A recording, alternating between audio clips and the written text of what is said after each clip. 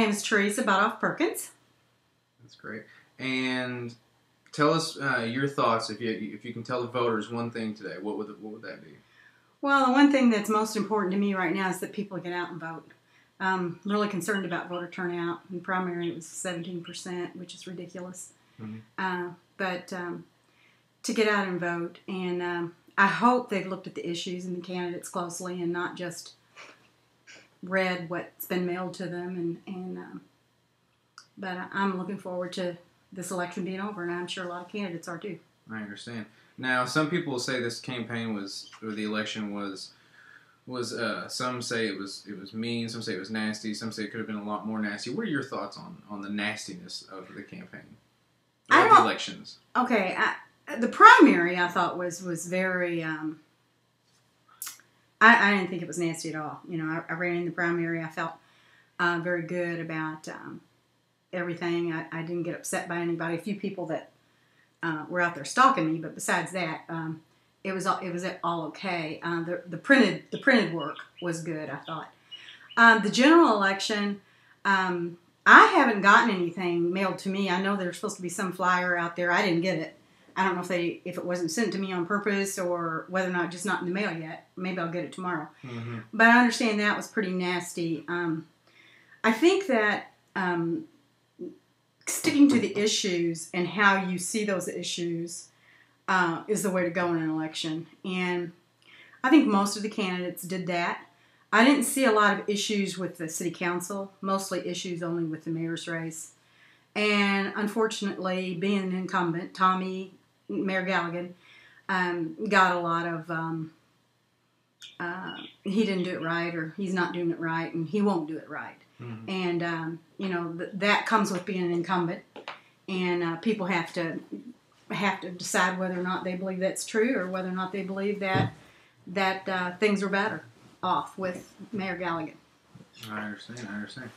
Now, you as you said, you mentioned you ran in the primary, and I do believe you ran a good race. Thank you. I do believe you would have won had you been a few months earlier. But the question that the readers, I'm sure, want to know is was the primary election the end of your political career?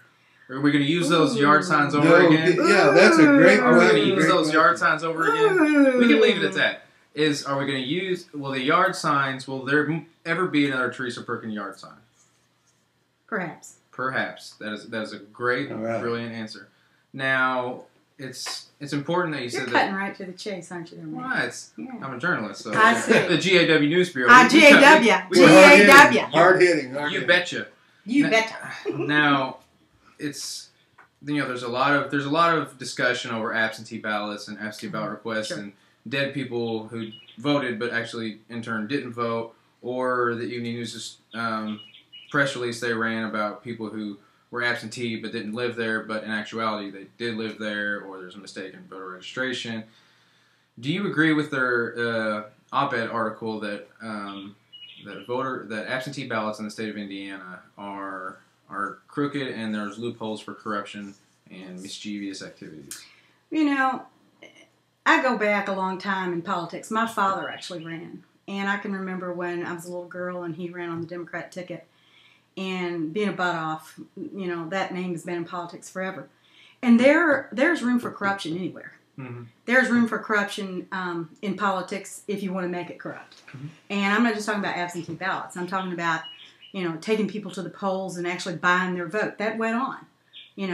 Passing out the packs of cigarettes the half pints. My daddy used to tell me about how they would take a $5 bill and wrap it up in they used to give away matches with your picture on them. You don't do that anymore, but that used to be the big thing. You'd hand out matches, and there'd be a $5 bill wrapped up in it. And, so corruption can exist wherever there's devious people. As far as your question, though, I think absentee balloting is, in today's age, and this world where people don't work the cookie-cutter job, where they're maybe gone from home. We've got a bridge that's out. My God. I think that the absentee ballot is essential. Well, the entire state of Wyoming's vote, the entire state, I believe it's Wyoming or Wisconsin, the entire voting process happens through the mail. There's no polls. It's the entire state votes through the mail. Yeah. And again, I think that there's an opportunity for corruption anywhere. I do not agree with evening news, surprise, in that this election is veiled with fraud. I don't. I think that were there any mistakes made? I'm sure there were. I'm sure I made mistakes in my primary election. Mm-hmm. In fact, I know I did. I know I made a mistake. In fact, it was pointed out to me. It was on my own mother's ballot. Mm-hmm. I thought I could hand carry it, and I couldn't. And that was. Or like when you fill the ballot out for someone. Uh-huh. You mean their name at the top? Yeah, like whenever you're filling out someone's ballot for them, you can't. If you sign their name, you have to make sure you cross the T's, or else they'll throw the ballot out. Well, could be. I don't know about that. But no, we have to clarify: the GAW News Bureau does not have any intention of getting sued. That is a joke. That was a joke. Make sure that that's was clear. Definitely a joke. But some probably don't think it's very funny, but it is a joke. But I just believe that it's much ado about nothing. I really do. I agree. I think the person that wins this election tonight worked very hard, whomever it might be, worked very hard to get elected, and they want to be the mayor of the city. And I hope they work as hard after they're elected as they did to get elected. Absolutely. Now, are you throwing any support? Have you endorsed any of the candidates? Yes, I'm for Tom Callaghan.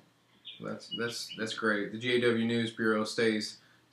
We don't endorse any candidates. Well, as president of the League of Women Voters, I cannot endorse a candidate. Yes. As you go by my yard, you'll see there's no yard signs for anybody. I know we put multiple up and they kept disappearing. But the only sign I have is to vote because I'm president of the League of Women Voters, which is nonpartisan. But I can, as a person, not as president of the league, support a person, and as an individual voter, I support Tom Callaghan. Oh, absolutely. Now, as you said, you're the League of Women Vote. You're the president of the League.